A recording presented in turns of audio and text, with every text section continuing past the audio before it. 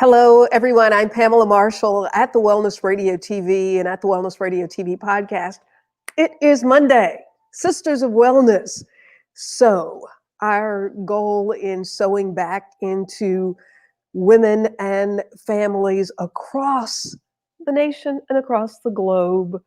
I am excited, enjoying some fall weather as much as we can get fall in Gainesville, Florida. But my guest is in Washington, D.C. Is the landscape for women in politics changing fast enough? My guest is Stephanie Mickel. She is an attorney and the former general counsel for Senator Bill Nelson. And when Stephanie took that job some years ago, she was one of the first women and first people of color to serve in that capacity in the Senate. And we're not talking about 1974, Stephanie. You're not that old. No, I'm not.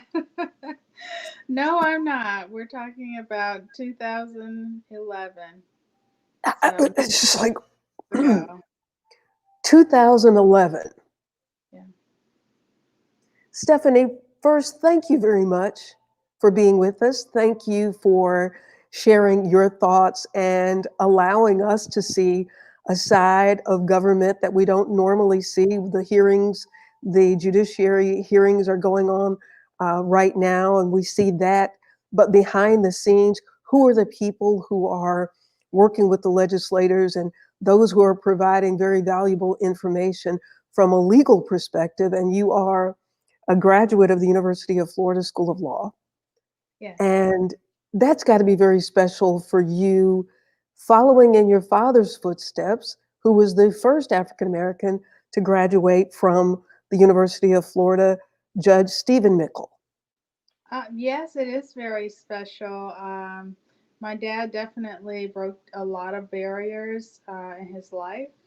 From being the first African American to graduate from the undergraduate to being the second African American to graduate from the law school to being the first county African American county judge in Alachua County First Circuit, Mm. first on the first DCA, first on the Northern District Court of Appeals. It's had a lot of firsts. And first chief judge in the Northern District, United States Northern District Court.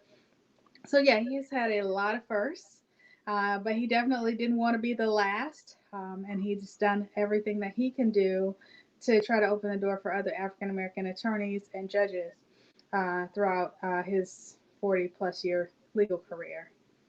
How So much yeah, did that influence you, Stephanie? um, I've always been very mindful of legacy, and it's something that I actually talk about quite a bit in my book. I came from a family that was very intentional about legacy and just thinking very long term about how to get involved in the community, how to make changes, how to make life better for others, and how to do that in a way that's sustainable and lasting. And so I would say it's had a pretty significant impact on my career. I never wanted to be a judge. I have a lot of opinions about a lot of things, and you know, um, I was very happy being an advocate and advocating for things I believe in. And so, but I will tell you, I give my dad a lot of credit because he would always say and said to me on my graduation day, in fact, lawyers can do lots of things with a legal degree. And so it's not that you don't have to choose my path, choose the path that makes the most sense for you. Yeah. And so you have always had a love for politics. Hmm. Yep. And go ahead. No, I was just going to tell you about my grandfather. Oh, tell me about your grandfather. So my grandfather was a guy by the name of Andrew Mickle. And in Gainesville, there's a swimming pool named after him at TB McPherson Park, which is on the east side of Gainesville. My grandfather was a person who um, was a trailblazer in his own right.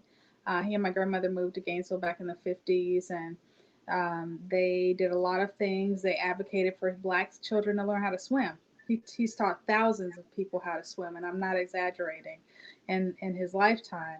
And really worked very, very hard in a lot of ways to make life better for blacks. And when African Americans got the right to vote in the 60s, my grandfather was a Democratic block captain. And so for Mm. our audience who don't know what that means, it meant that he was one of the people who was very active in getting people to the polls.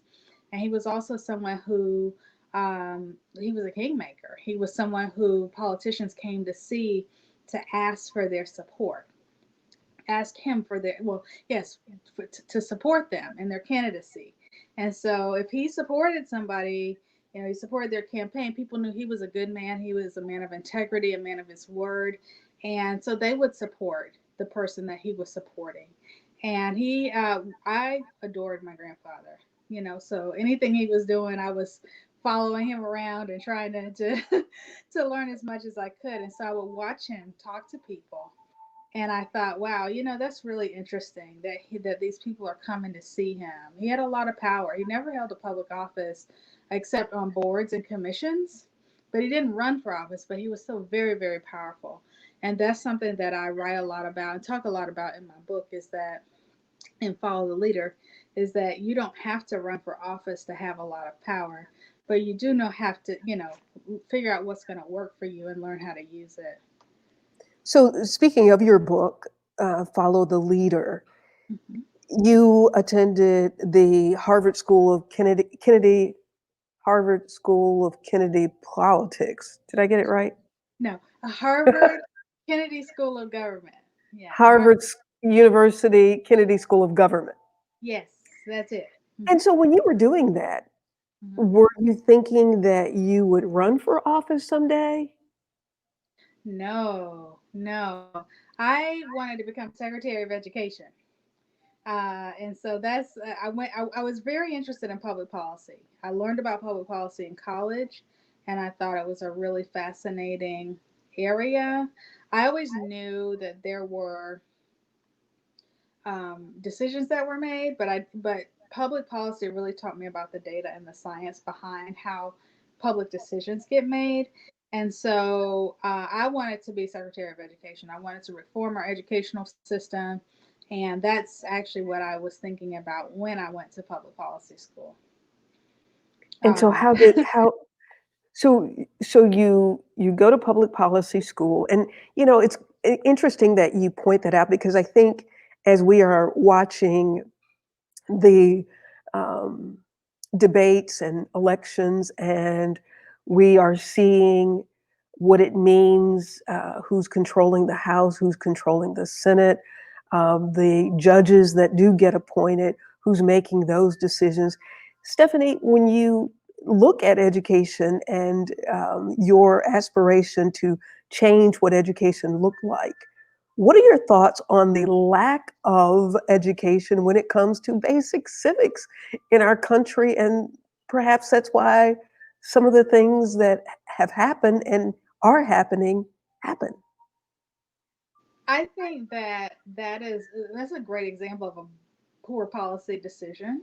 The decision to take civics out of school, to reduce civics education, to scale back on arts and other things that help children become critical thinkers. Um, at one point, several years ago, the Florida Bar Association had an initiative to encourage lawyers to go into classrooms and offer civics education, spend a day in a classroom. Um, we started out this conversation talking about my dad. I remember him coming to my uh, civics class when I was a student at Eastside High School in the International Baccalaureate program, and talking about civics education. And, I think it's hugely important.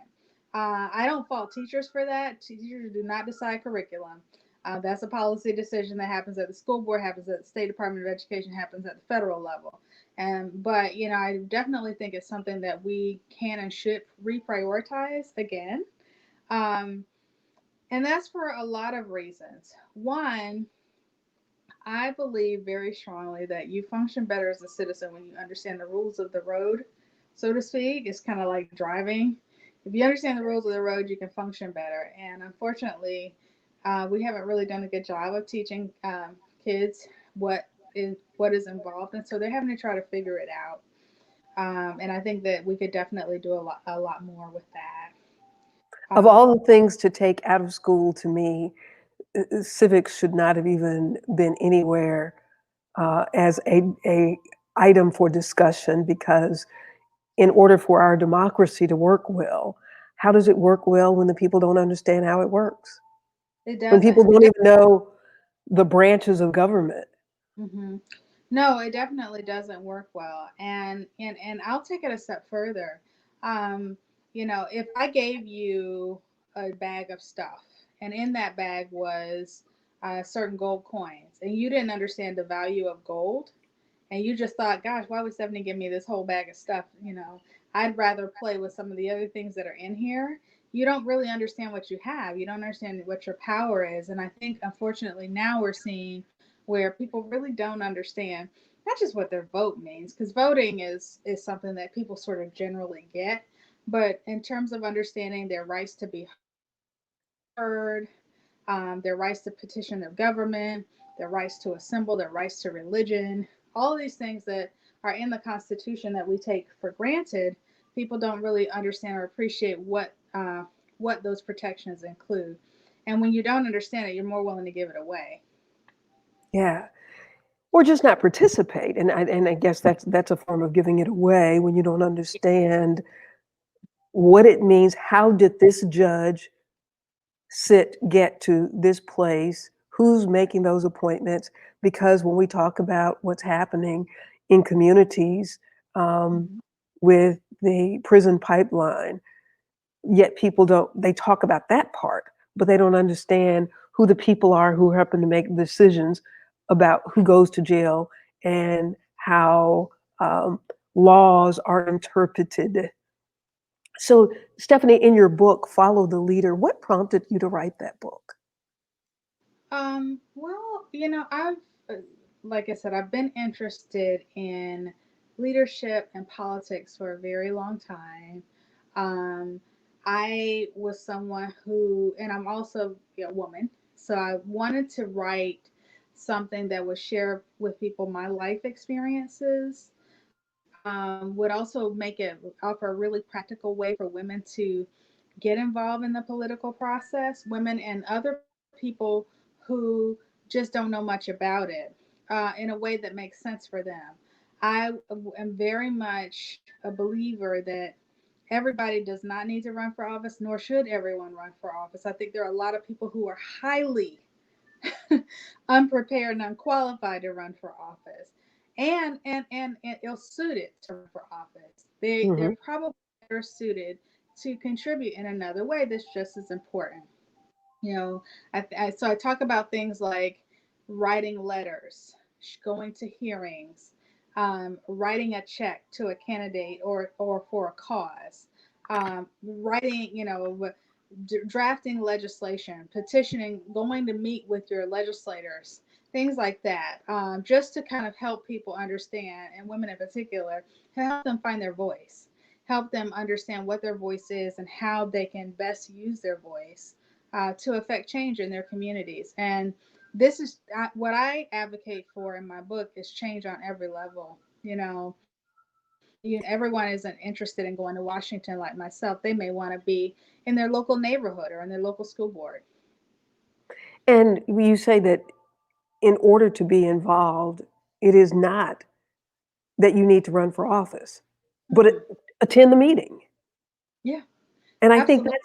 I think that's where some people feel like, well, I'm not a politician, so I'm not going to go to the school board meeting. I'm not going to go to the city council or county commission meeting because I'm not an elected official. But these decisions are being made about you and how your tax dollars are being spent. Yet we don't understand that. Who's supposed to encourage us to do that, Stephanie? Well, I do. I do. Thank you. Uh, Pamela, I think it's really kind of a better kept secret about going to these meetings because most meetings don't make the local news. Most of the committee meetings, commission meetings, they might have two or three citizens there, and then everybody else there are the people who are assigned to be on the commission. And so if you're someone who's interested in an issue, let's say you really want to stop sign in your neighborhood, and this is a committee that decides where all the stop signs go in the city, and you keep going to the meetings, eventually they're going to say, you know what? Pamela was here last week and the week before, and that lady just keeps showing up. Let's find out where she wants that sign, and especially if you build up the courage to go and say to Mr. Smith or Mr. Jones or Mrs. Washington, I really want a stop sign at 3rd and Main. I really want a stop sign at 3rd and Main. So eventually they're going to say, you know what, this lady keeps coming back and she really wants to stop sign at 3rd and Main. Let's put one of these stop signs at 3rd and Main. And I realize that some of your listeners are probably thinking, Stephanie, that's an oversimplification. But in many cases, it's not, because there are not a lot of citizens that are active and persistent. Well, in the work that I've been involved with, where we host public hearings on projects, when I was with the Tennessee Department of Transportation, I Mm-hmm. cannot tell you how many times the TDOT employees and the consultants for the project outnumbered the audience. Yep, it happens more than not. Absolutely. It happens more often than not that I the know. consultants, the staff, the commissioners far outweigh the constituents that are there to listen. So this book really is a kind of civic teaching tool in Mhm. the absence of civics in school. It's intended to be. Yes, that's a great way to think about it. I, I wrote it in a really practical way. Um, and yeah, it's definitely intended to offer those who are saying, why me? Or I don't understand, or I'm not sure where to start. What are some of the, and also talk about what are some of the things that hold people back from doing it? Like, I don't know anybody who does that. I think it's taboo. Politics is a dirty word. We address all of that in the book. And you can't just say that politics is a dirty word and you walk away from it, because every aspect of our lives um, get impacted by public policy decisions. Yeah, it's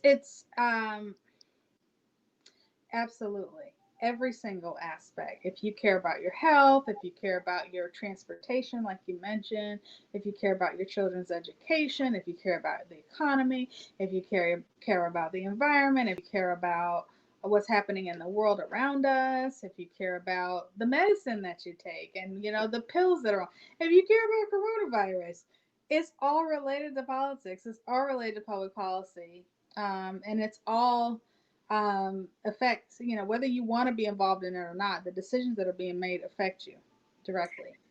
Stephanie Mickle, she's an attorney. She was one of the first general counsels to a senator in Washington.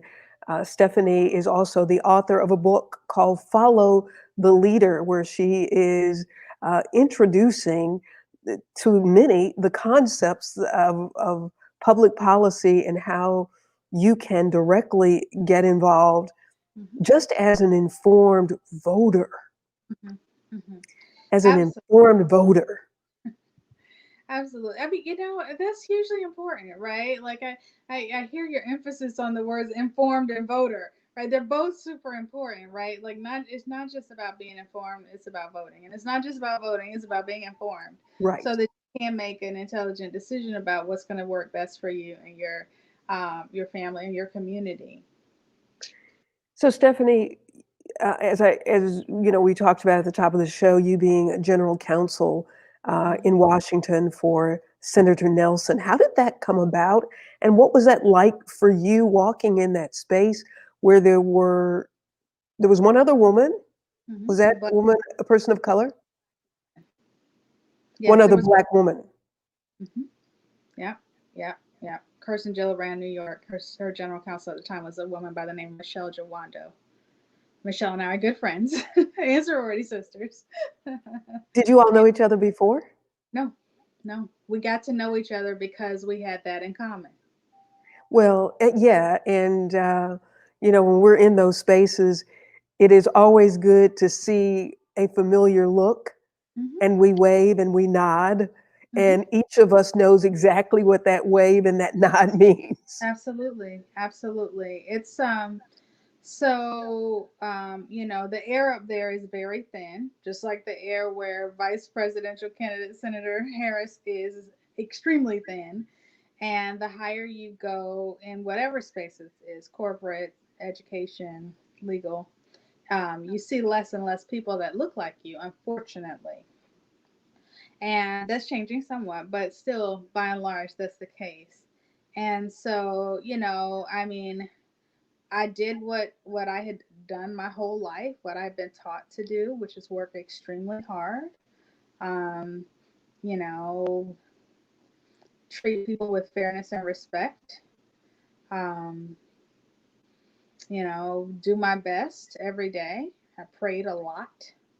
Hmm. Um, and I even talk about that in my book. I prayed for my boss. Hmm. And yeah, yeah. Because let me tell you why. Um, in those circles, when you're that high up, you can do everything. You can review every file, you can review every meeting, you can go over every note, you can read every statistic, you can analyze something until there is no more analysis left, right? And then you can go in and make your recommendation to the senator, right? And to the bosses. But you don't know what happens from that moment until the moment of decision, Hmm. right? So what I would pray was, God, if there was anything I forgot to tell him, didn't tell him, needed to tell him, that wasn't in my materials, please let him know and let him know what's the best decision for the people of Florida. That was my prayer. Did Senator Nelson know he had a praying Black woman working for him, not just a smart attorney, not just a brilliant legal mind, but a praying Black woman? Um, I don't think at first, but I think he figured it out after a while. He had a Yeah. lot of confidence in me, and I think he figured it out after a while. So He what's might he probably knows now because I tell this story in the book, and I've told several people this story about how I prayed for him.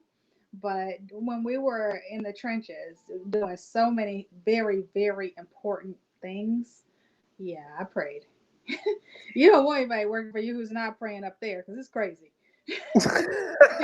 It can get a little crazy at times. So yeah. uh, and we won't even talk about now. Okay. Oh, you mean how crazy it is right now? Yeah, no. So here's my view on what's going on right now in Congress. People ask me this a lot.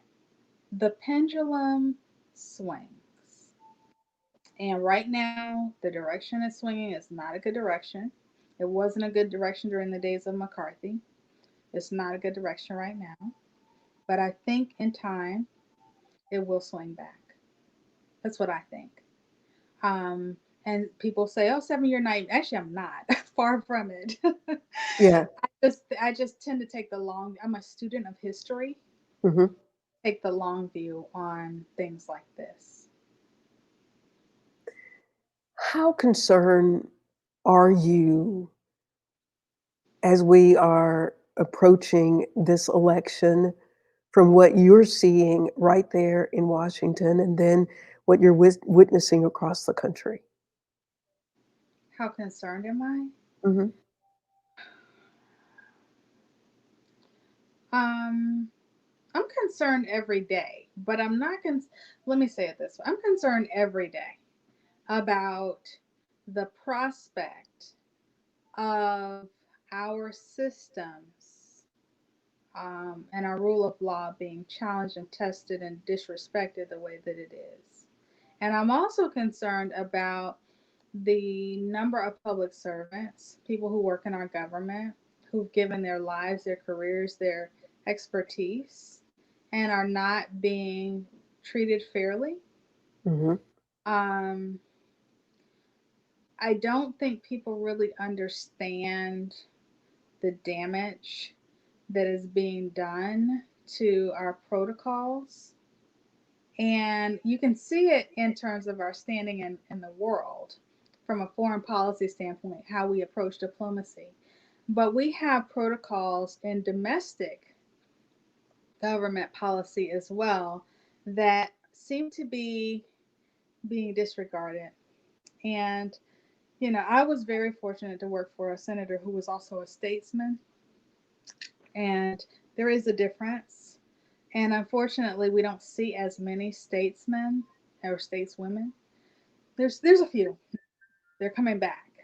But by and large, the tradition and the things that kind of kept our train on the track, so to speak, Hmm. have largely disregarded and disrespected in the last 3 or 4 years, and that concerns me. Just from as a person who's dedicated my life to public service and to working in government, um, I am enthusiastic about what I see coming from Gen Z, the millennials, about their engagement, their public engagement around Black Lives Matter, around climate change and other issues. I'm super excited for them because I see them being invigorated in a way that my generation wasn't invigorated, to be quite honest with you. They have a lot of challenges and they're rising up to meet them. And I truly hope that they do have somebody understanding of civics well enough to say, okay, here's how we can really make changes. So I'm enthusiastic about that. So you talk about your generation Mhm, compared to this generation, mhm, compared to your father's generation mhm, and his father, where there mhm, were things that were uncomfortable, mhm. truly, obviously uncomfortable Extremely. for, yeah, Yeah. people of color that caused some movement to happen. Do you Yeah. think in that generation of where you were, where I was, that there was a perception that things were better, and so we did not have that urge to act on anything to make sure that the laws that were passed were being carried out in the spirit of the law? Hmm. Absolutely, I think so. I think our parents' generation sacrificed so much so that their children would have a better life, right? So that right, which is what every family should try to do, right? And so because of that, we had um, a different set of ideas and views about what success was and what what where our society was. We were seeing, I mean, things would happen. Like I remember when the beating of Rodney King Mhm. happened. And then I remember when the OJ trial happened. I remember a lot of those things that were happening when I was in my early 20s.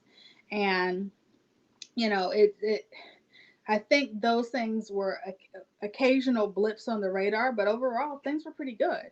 And the generation that came up when Obama first took office, when our economy just was in free fall, they saw their parents lose everything. They saw, the 9/11 happen.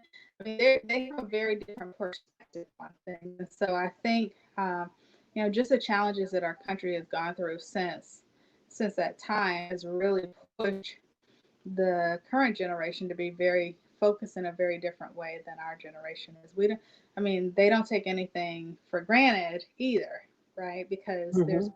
much upheaval and so many changes that they've gone through. My guest is Stephanie Mickel, attorney Stephanie Mickel. She is the author of the book Follow the Leader.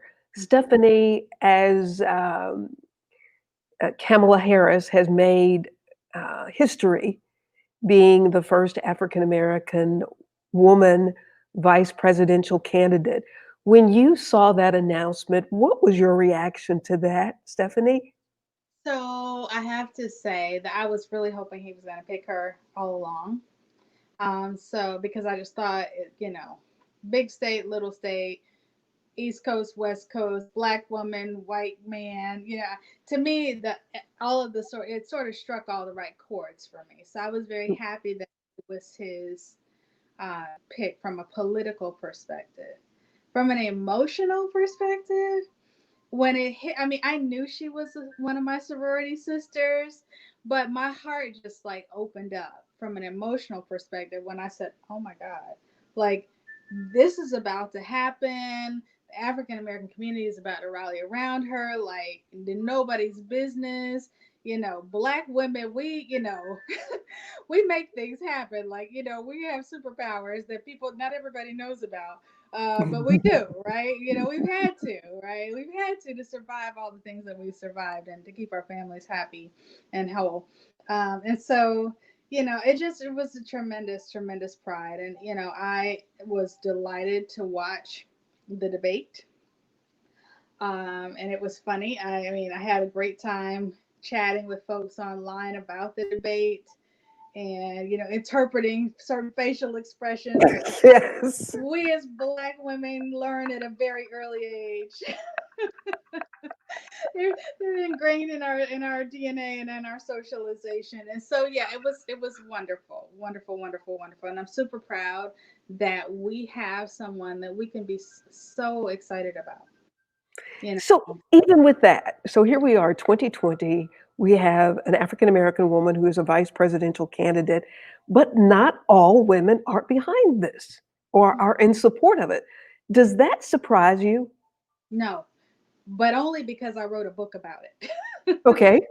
And because I spent a lot of time talking about what holds women back. And there's a lot of women who are not excited about her because of their own fears and their own sort of views about what is leadership and their own views about what is feminine, um, and what is appropriate. So, there's women that don't want to see her run because they don't want anything bad to happen to her. There's women that don't want to see her run because she's doing things that make them feel uncomfortable about, should somebody be saying that or should someone be doing that? You know, there's, sometimes when people show up in their own power, right, it makes other people uncomfortable. And she's a woman who's very confident about what she knows and what she can do.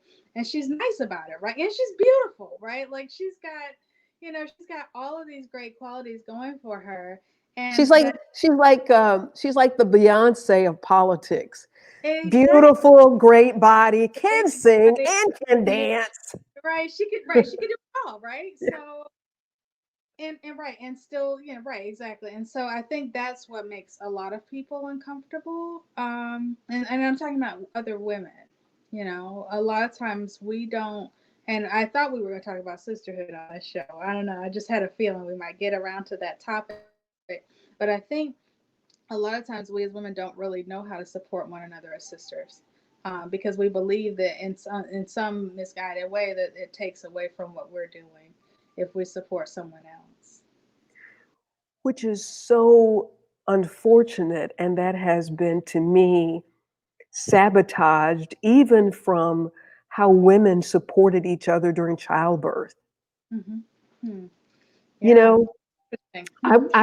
I was delivered by a midwife, Oh, and okay. I'm my mother's 11th child, and all of Mhm. her children except one delivered by a midwife.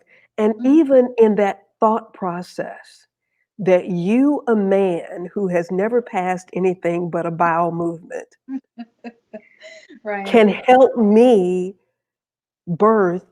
You were taught by a man in medical school, and you can help me through this very natural process a lot better than another woman who has done it and who Mhm. has mentored other women to help me through this process. I think our our supporting of each other, I mean, that's just one example, I feel like, of Mhm. how we started, this whole ideology of, because we can't do it as well as a Right. man. Yeah. You know, I think there's a making lot. it illegal for another woman to help me give birth to a baby, making that illegal. Mhm. You know, Mhm. I think I think I think that is such a message to us as women that starts and continues this divisive attitude toward each other. My goodness, you know, imagine why, I have no desire to do what you do Right. in the way that you do it. Yeah. And even if I did, then let me connect with you and form and us move even further with the Mhm. kinetic energy that we can, we Mhm. we generate by coming together. Mhm. Yeah, no, well, Bizarre. I mean, that's a great point. Is that a lot of times, and you brought up men, so that, and there's a whole separate conversation about them and Kamala Harris or women who are like her, who are very powerful, very self-possessed in their power. Um, but I think a lot of times we as women think, you know, if one woman is successful, that necessarily means I'm gonna be unsuccessful, and that's just, you know, that's a very scare that's a scarcity mentality. It's not really what I ascribe to. And you know, there's been so many discussions around in the United States around race and gender, and you know, some of the perceptions of, you know, of white women who think by black women being successful or minority women being successful, that takes away from them, which is also not true. But it's a stereotype and a perception that's used to manipulate. Um, but yeah, so as far as men go, you know, believing that women can, you know, are not as or is less than what have you, I guess it gives a certain sense of security, false sense of security. Um, I'm very fortunate that the men that I grew up around, my father certainly is very pro woman, and definitely believe that women can do whatever they set their minds to. And so, um, you know, I know a lot of women don't have that experience, but that's another thing that I try to do with Follow the Leader and with a lot of the leadership activities and trainings and so forth that I do, is really encourage women that yes, you can.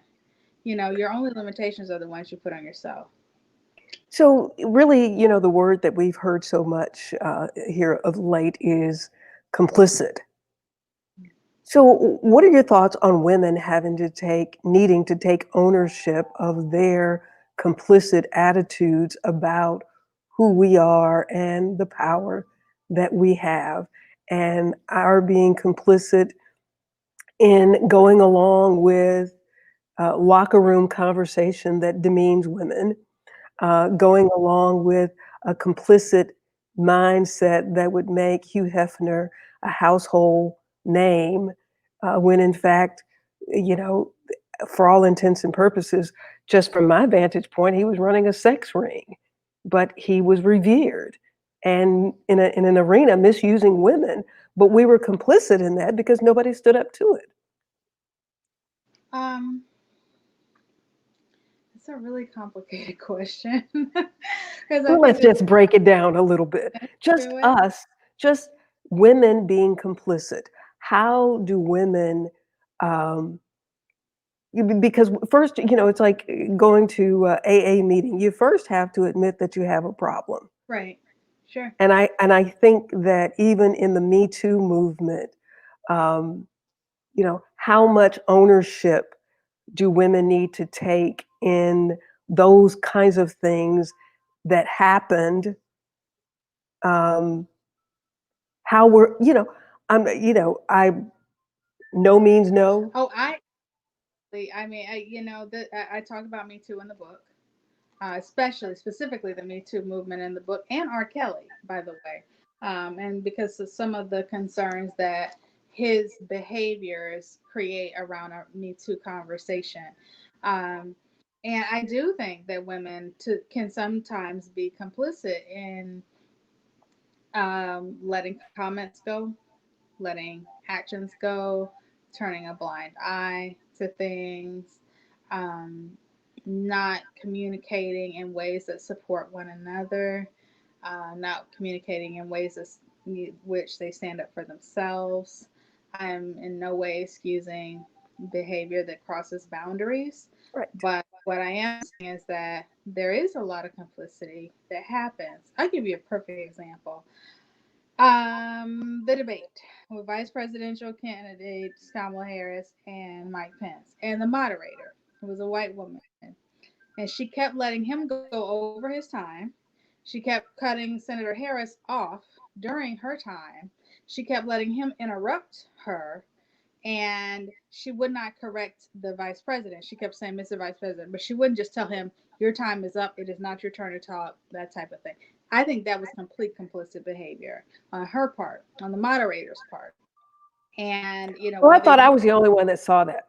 no, No, no, I know, you didn't I read my know. social media comments. No, no, no. She was completely complicit there, and she lost credibility as far as I was concerned because she wasn't a good moderator.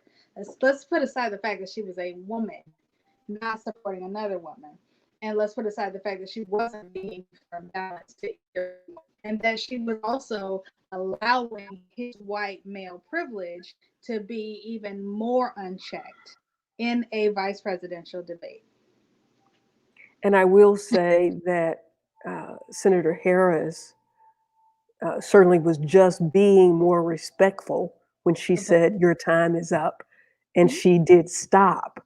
mm-hmm. Um, so we must give her credit for being respectful and abiding by the rules, even though I watched thinking I was screaming at the television like I was watching wrestling.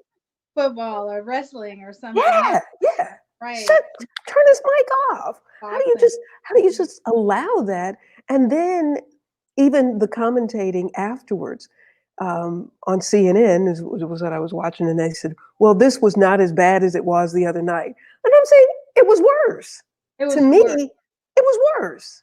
It was worse in a different way. Like, I mean, the other night was whatever it was, but this was worse because of all of the different dynamics that were also in play at the time. Well, And I think worse in that we had already seen what took place in the presidential debate. hmm And for this to now happen, and you still didn't have anything in place so that the rules that were agreed to by both both parties. candidates camps, yeah, Yep. that you did not make that particular candidate adhere to those rules in light of what happened in the presidential debate. To me, that was just so much worse. And it was just blatant disregard, and it was allowed.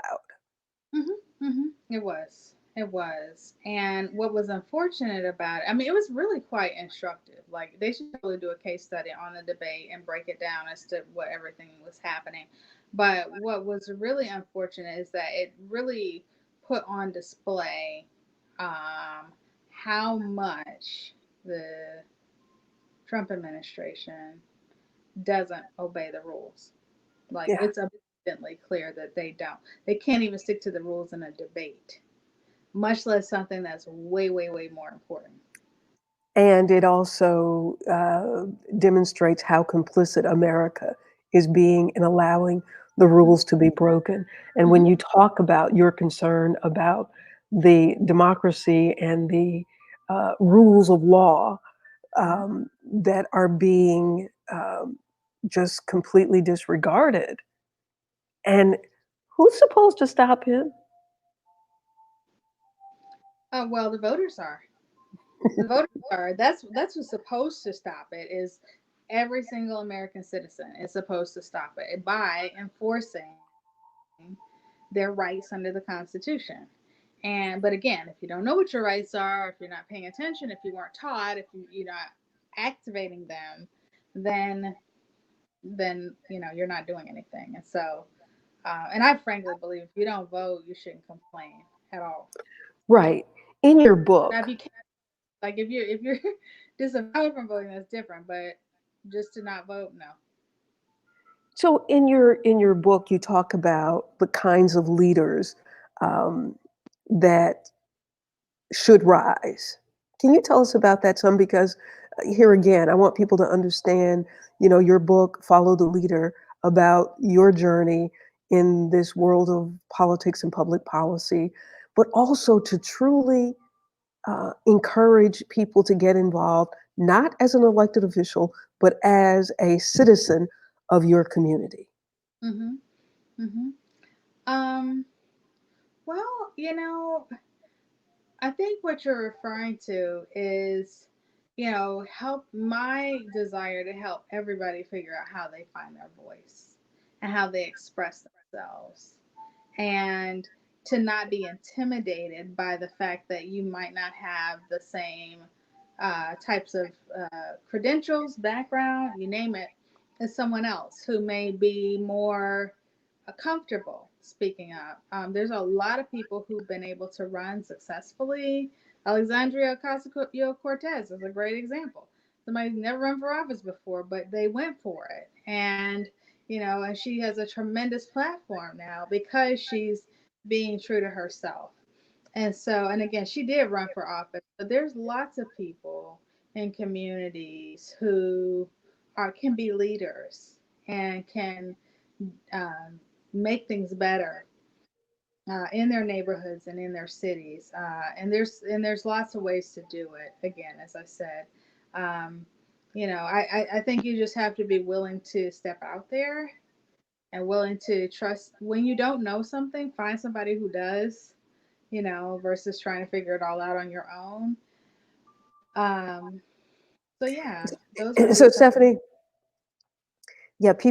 people sometimes don't understand that there is no education qualification for being on the ballot, No. and many people who get elected learn on the job, and they're Absolutely. doing exactly what you can do um, just by attending those meetings, Hmm. and you could almost learn as they go. And so many communities have citizens. Um, Public policy groups or government groups, or the Hmm. opportunity for you to serve on a committee Hmm. that Or has a, to do, mhm. Yeah. or what? I said, or a board, a committee or a board. Absolutely. And, that you're absolutely right. Learning on the job, going to the meetings, reading things, following, learning what terms mean. When you hear people learning the voting process, how the decisions are made. That's all things that anyone can teach themselves. And then, depending on what level of politics you're in, their staff, right? So nobody runs for office knowing everything about every policy that they could ever come across their desk. They have staff for that, and they have resources for that, and they have departments for that, and they have people who are experts in every field under the sun. And so again, that's not a reason to not try, especially if it's something that you feel really compelled that you want to do. And as so many people are entering into the age of retirement and looking for things to do, go to Hmm. your local meetings that are making decisions and see how you can get involved, and get Stephanie's book. If you're feeling intimidated about this whole process, get the book, Follow the Leader. And the Hmm. greatest leader that you can follow, go look in the mirror.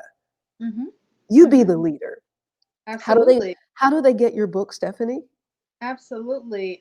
So you can purchase my book on Amazon. Just go Google Follow the Leader StephanieMickle.com. I can always tell when someone has read my book. Uh, Actually, I can always tell when someone hasn't read my book because they challenge me and they say, "You want everybody to follow you, don't you, Stephanie?" And I'm like, "No. Actually, the very last page of the book says the leader is you." Mm, Right? So the whole point of it is about owning your power and really understanding how to utilize what's in you to improve the lives of others. And so yeah, that's how they can get my book. I would love, love, love it. Hey, you know what's awesome right now is because we're on COVID, all of the council meetings, they've always been televised, but you can log on to a Zoom and be a citizen at the school board meeting or whatever you want to do from the comfort of your living room. So now is a great time to start that learning process, or to just get involved and weigh in. yeah. And all that you don't know, you can learn. Um, Absolutely. so um, Attorney Sherry House, who was on with you before, she was watching. She said she Hmm. had to jump off to go to her Zumba class, but great discussion. So, Stephanie, do you do these kinds of workshops for groups just to help people become more comfortable with understanding public policy? You know, Yes. Okay. I do. And how do people get you in front of their audience? Well, they can go to my website, which is www.stephaniemickel.com, and submit a request there. That's probably the easiest way. If they don't go there, they can go to my company's website, which is mickelpublicaffairs.com, and submit a request through there. So with your effort to help people to become more comfortable, to Mhm. help people to step into their roles as a leader, um, what do you think that people will find out is much easier or much more understandable than they thought? The power of writing a check. I think what Explain explain that to all your brothers and sisters. well, And you're I not think talking about writing a check to Amazon. no, no, no. I'm talking about writing a check to a candidate or a cause. Um, I think people are very intimidated by them. There's a lot of money in politics, right? It's cost a lot of money to run a national race, and even the local races can be expensive. But I think that if people understood the power of them writing a check to a candidate for a candidate they believe in or a cause that they believe in, and they start to see how how empowering that is, they will probably do it more often. And the really wonderful thing is that when Barack Obama ran in 2008, he taught people the power of small donors. So you may be thinking, well, gosh, Stephanie, I don't have, a whole bunch of money to write a check for, but you can contribute $5, $10, $1, $50, whatever it is that you're most comfortable with, that your budget will allow, and still be still participate in the process. And just the comfort that comes from knowing that, I have put my money where my mouth is, right? We all spend money on things all day long, but when you spend your money on something, it matters more to you typically. And so I think if that would be my one encouragement, is if you're looking for how to get involved, write a check to a candidate that's running for something. And it's up to you. I'm not telling you who to write the check to. I'm just Yeah. saying do it and see what happens. I actually know someone in Jackson, Tennessee, Mm-hmm. who writes a $25 check to everybody that's running, but Mm-hmm. his name has come across their desk and they've seen his name. And if he gave $25 to everybody, he's just covering all of his bases. He gives Mm-hmm. $25 to everybody. Mm-hmm. That's a sophisticated donor, right? So, so I'm kind of keeping an eye on the time, but that's a sophisticated donor, someone who understands that I want to be in the game and in the conversation, whether my guy wins or loses, because that way, either way, my guy wins, right? Or my girl wins. Yeah, yeah, yeah. Sophisticated donor. But even if you're not somebody who says, I'm not getting ready to waste, $5 on my opponent, much less a bigger amount, or my guy's opponent, you still want to give. You still want to give something. Uh, Because whoever wins is the person that's going to be in the seat. And so you want to be, yeah, yeah. And Absolutely. Yeah. I think people draw a line in the sand on that and they forget, that even if they are of the other party or they may not have uh, been proponents of my views, they are still now my whatever. And I Absolutely. still am entitled to have an audience with them. Absolutely. And a lot of times people feel like, well, gosh, I don't have any representation because nobody I voted for won. But you should expect that whoever did win will take your calls because you live in their district, because they represent you. You should expect that, to get a response to your letter or to, whatever your concerns are. And if you're not getting that, you should just start complaining loudly and frequently and you will get it. But yeah, no, I think that's hugely important. And I just want to say that I think as the African American community specifically, we haven't been involved in politics at the level that you and I are talking about right now for very long. We've only had the right to vote for about 50 years. And so, developing the political savvy and sophistication is coming. It's coming. And we have it in certain areas, but I think we will continue to develop it even more. Um, and so, I am, again, a person who takes the long view about things. And this is another area that I take the long view about is that, because we have poll taxes. We have people who were intimidated for trying to vote. And so the thought of us writing a check out of our hard earned money when we might, lose our lives for even trying to vote was not something that was encouraged. And so, I'm not saying that those are the times that we live in now, but I would just say, this is definitely something that's relatively new for us. I completely agree with you, and might even need the money that you wrote the check for to get out of jail for trying to vote. For trying to vote, right? Exactly. Yeah. So Stephanie, in this short time that we have left, you, your assessment of still not enough women of any color participating. When do you think we're going to understand that we can? When we Or when how do you help in the book? How does it help women to understand that they can? Well, I think it's like most things. I mean, you understand that you can when you decide to do it, right? Like, I understand I can lose weight when I decide to work out, right? When Yeah, I yeah. decide to eat less, right? I understand I can get involved in politics when I decide to do it. And so I think that's the that decision has to be driven by something, right? Most people, most women, like Mad Mothers Against Drunk Driving, a lot of women get involved in politics for a very personal reason. They had a child who was affected by a certain disease or a family member or something like that. There's a personal connection. And so when you figure out what that personal connection is, that usually is what will get people involved. Attorney Stephanie Mickle. She is the author of Follow the Leader, a much needed book on helping us to understand basic civics, helping us to understand stepping into our roles as leaders, not necessarily because you want to run for office.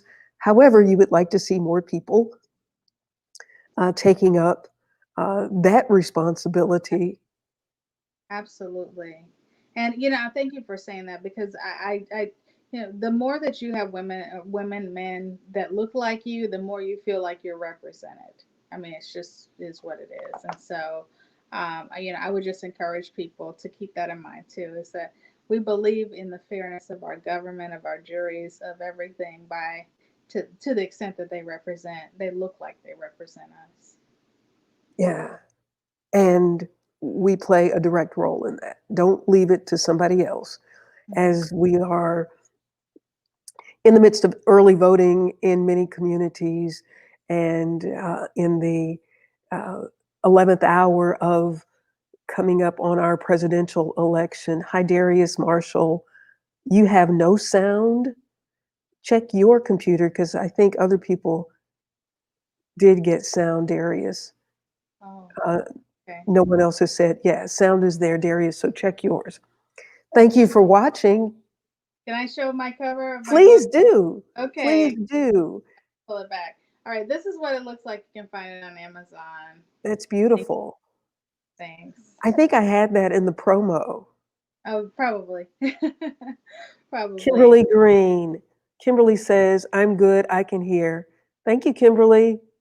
We really appreciate Yes. Attorney Stephanie Mickle joining us for Sisters of Wellness and this incredible work of this book that you've written. And I'm really excited about it and the opportunity for you to help facilitate dialogue to help take this belief that this is not for me, this is not anything that I can do. Yeah. It is absolutely something that you must do. Absolutely, you want to do it. I mean, you think, gosh, no, I don't, but you do, you do because then if you're if If you're not at the table, you're on the menu, and that is in my book. So And you my want friend Thelma Rudd in Memphis, Tennessee, she says, I will be buying a copy. Thelma is one of the first African American female air traffic controllers. wow, that's fantastic. Yeah. Congratulations. And I'll make sure I look out for it so I can sign it for you. Yeah, Thelma Rudd, Rudd. And Thelma also wrote a book, When Bill Street Takes Flight. Oh, She was the national president of the Betsy Coleman Foundation. that's awesome. Isn't I'll it? see you sometime. Pamela can introduce us maybe, but that's fantastic. Thank you so much for everything that you've done and the barriers that you've broken down. Oh yeah, yeah. Single mother. Well, I just want just real quick. Her story is really fascinating. I interviewed Thelma. Thelma said she was just trying to find a job that would pay enough to take care of her 4 children. She was on welfare, and she saw an ad in the paper for air traffic controller, and was Amazing brilliant enough to do it. to do it.